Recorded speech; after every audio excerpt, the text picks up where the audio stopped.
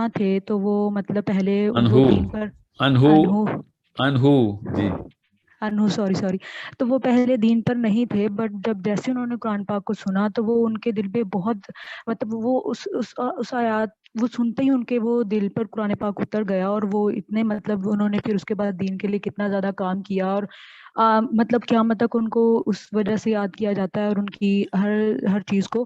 تو ہم لوگ جس طرح قرآن پاک کو پڑھ رہے ہیں، سمجھ بھی رہے ہیں، اور مطلب جس طرح میں اگر قرآن پاک کو پڑھ رہی ہوں تو میں ریئلائز کر رہی ہوں کہ میرے دل پر اس طرح قرآن پاک کیوں نہیں اتر رہا جس طرح صحابہ تھے وہ سنتے تھے تو وہ ان کے دل پر اتر جاتا تھا.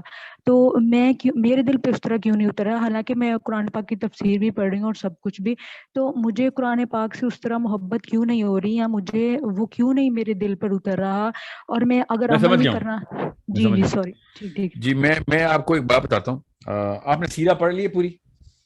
نہیں سر، میں ابھی انشاءاللہ اسٹارٹ کروں گی. ابھی میں نے آپ کی ویڈیو سن کر ابھی میں نے کوشش کی ہے کہ میں پھر آہستہ آہستہ. تو کوئی مسئلے کا حل یہاں پہ ہی ہے. سیرہ جس نے تفصیل سے کئی اینگل سے، شمائل جس نے جی کئی اینگل سے نہیں پڑھی، جی تو وہ قرآن پاک میں نے کئی 100 دفعہ کہا ہے نا، قرآن سے پہلے سیرہ، قرآن جی بعد سر. میں، سیرہ پہلے. کیونکہ سیرہ آپ کے دل کے اندر، آپ کے تخیل کے اندر، آپ کی امیجنیشن کے اندر وہ عرب کی مٹی کی خوشبو لے کے آتی ہے کہ اس وقت ماحول تھا کیا، معاملات تھے کیا. حضرت عمر بن خطاب رضی اللہ عنہ کا میں آپ کو واقعہ سنا دوں. یہ جو واقعہ لکھا ہوا ہے نا پاکستان کی ٹیکسٹ بکس میں، کہ انہوں نے اپنی بہن سے سورہ طٰہٰ سنی تو ان کا دل پگھل گیا، اور وہ قرآن کا ایسا اثر تھا. یہ واقعہ آدھا ہے. اوکے، جی سر. غور سے سمجھے اس بات کو.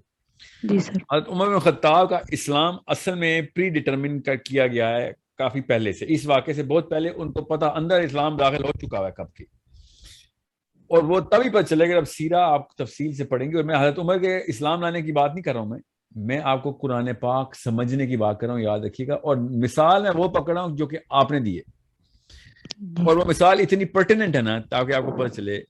حضرت عمر بن خطاب خود کہتے ہیں، اب یہ سائیکالوجی سمجھیں، حضرت عمر بن خطاب کی نفسیات سمجھنے کی کوشش کریں، عرب کی نفسیات سمجھنے کی کوشش کریں، اس اینگل سے دیکھتے تھے وہ.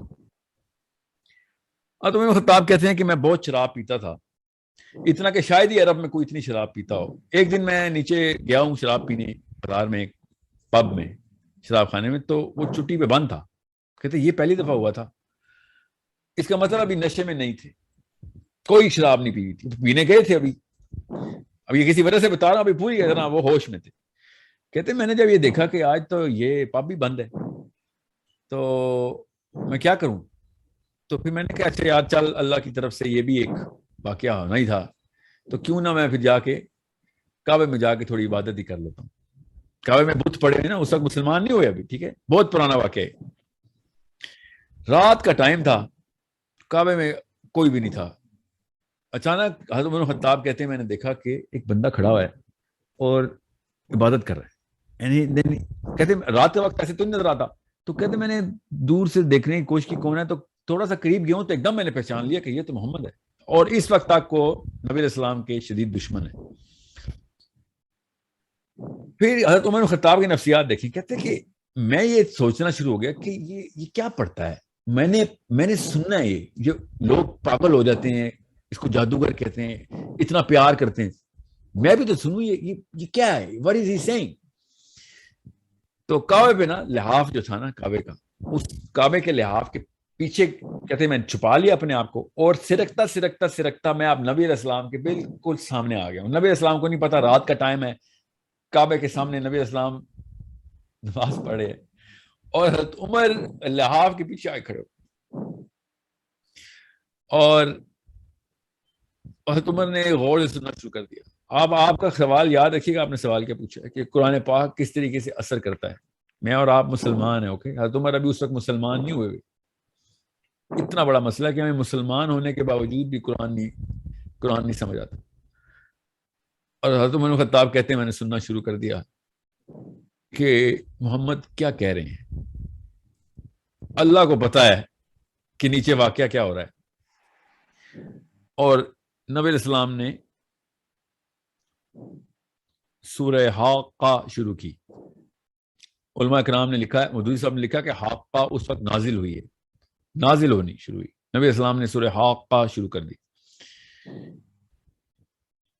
تو حضرت عمر نے کہا کہ یار کیا ردم ہے, خود لکھتے ہیں وہ کہ کیا ردم کا مطلب ہے کیا میٹر ہے, میزان ہے اس پورے کے پورے شعر کا, جو انہوں نے کہا کہ یہ شعر ہے. تو کہتے ہیں یار یہ تو واقعی لوگ پھر اسی لیے فریفتہ ہیں محمد پہ کہ کیا شاعر آدمی ہے. اور اللہ تعالیٰ کی آیت آئی کہ کسی شک میں وہاں رہنا یہ کسی شاعر کا کلام نہیں ہے. میں پیرافریز کر رہا ہوں آیت کو تاکہ آپ کی نفسیات پہ عمل کر سکوں میں, مطلب کہ یہ شاعر کا کلام نہیں ہے. آیت کا ترجمہ ایسے نہیں, میں آپ کو پیرافریز کر کے بتا رہا ہوں. اب اللہ تعالیٰ حضرت عمر سے بات کر رہے ہیں, ٹھیک ہے. حضرت عمر ایک دم کہتے ہیں میں ششتر رہ گیا کہ یہ اس کو کیسے پتہ چلا کہ میرے دل میں کیا بات آئی. میں نے بولی تھوڑی ہے, میں نے تو کچھ بولا ہوتا تو میں کہتا کہ کان سے سن لیا ہے اور محمد نے بھی اس کا جواب دیا ہے. اگر اللہ تعالیٰ کی آیت نازل ہو رہی ہے اور اللہ تعالیٰ کہہ رہے ہیں یہ کسی شاعر کا کلام نہیں. حضرت عمر کہتے ہیں میں شوق میں چلا گیا اور اپنے آپ کو جسٹیفائی کرنا شروع ہو گیا کہ نہیں یہ کیسے ہو سکتا ہے. ہر پرمیوٹیشن رن کی, کہتے میں نے ہر چیز سوچی کہ کیسے محمد کو پتہ چلا. اور پھر کہتے میں نے کہا اس کا مطلب ہے شاعر نہیں ہے, یہ کاہن ہے, کیونکہ کاہنوں کو پتا ہوتا ہے کہ اندر وسوسہ کیا چلتا ہے, ڈالتے کیسے.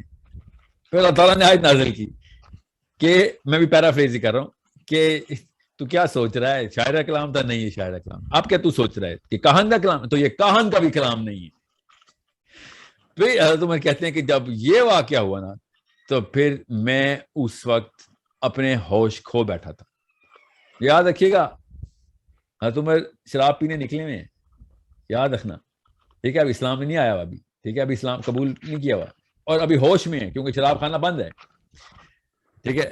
اور یہ واقعہ جب ہوا تو کہتے کہ میں نے کیا حملہ کرنا تھا, کیا نقصان پہنچانا تھا محمد صلی اللہ علیہ وسلم کو. میں نے پھر ڈر کے واپس سرکہ اور کعبے کے واپس الٹی طرف آیا, لحاف کے پیچھے سے نکلا اور دوڑ لگا دی. یہ حضرت عمر بن خطاب کا اسلام کا اصل میں واقعہ ہے, ٹھیک ہے. کیوں میں کہہ رہا ہوں یہ اصل میں واقعہ ہے, کیونکہ حضرت عمر نے خود بتایا ہے. اب پاکستان کے اندر حضرت عمر کے اسلام لانے کا یہ واقعہ پتہ کیوں نہیں لکھا جاتا, کیونکہ پاکستان کی نفسیات میں یہ جب شراب لفظ لکھا جائے گا نا تو وہ کہیں گے کہ نہیں یہ نہ کر دینا, یہ نہ کر دینا, عوام شراب پہ تل جائے گی. ان لوکل شودر کنورٹڈ مسلمانوں کی نفسیات کام ہی ایسے کرتی ہے. عرب کس طرح کھل کے بیان کرتا ہے اپنا ساتھ, حضرت عمر بن خطاب اپنا ہی واقعہ کھل کے بیان کر رہے ہیں اور ہم نے وہ چھپا دیا ہوا ہے. ہم نے کیوں چھپایا ہوا ہے آپ کو پتا ہے, 35-36 اس طرح کے وجوہات ہیں جو میں نے پوچھی ایک پاکستان کے ٹاپ عالم سے کہ یہ والا واقعہ کیوں نہیں بتاتے. تو انہوں نے بتایا اس میں یہ مسئلہ ہو سکتا ہے, اس میں یہ مسئلہ ہو سکتا ہے, اس میں یہ مسئلہ ہو سکتا ہے. اور میں نے کہا یہ 35 مسئلے سائڈ پہ کریں اور جو اصل میں مسئلہ آپ نے کر دیا وہ آپ نے بتایا نہیں, کہ آپ نے عرب کی نفسیات چھپا دی اور پاکستانی نفسیات میں اسلام فٹ کرنے کی کوشش کی آپ نے. سوچیں نا صحیح, عام بندہ سوچتا ہے کہ سورہ طٰہٰ پڑھی ان کی بہن نے, اور ابھی تک ہم سوچتے ہیں کہ ہم پڑھ کے تھک گئے, ہمیں کیوں نہیں سمجھا. آپ پورا کانٹیکسٹ بتائیں گے تو پتہ چلے گا سورہ طٰہٰ کا اثر کیسے ہوتا ہے. You need to understand. ہمیں خود دور کرتے ہیں یہ 2 نمبر بابے میں, اسلام سے دور, نفسیات کو چھوڑ دیتے ہیں ہمیں, جبکہ اسلام جیسے بکر خوشاب میں آیا تھا. جس جگہ کی نفسیات, جس جگہ کی سائیکالوجی, وہاں کی کلچرل سائیکالوجی وہ سمجھیں گی تو آپ کو پتہ چلے گا صحابہ کس طریقے سے ایک مشن کے اندر داخل ہوئے اور پوری دنیا کو فتح کر کے چلے گئے.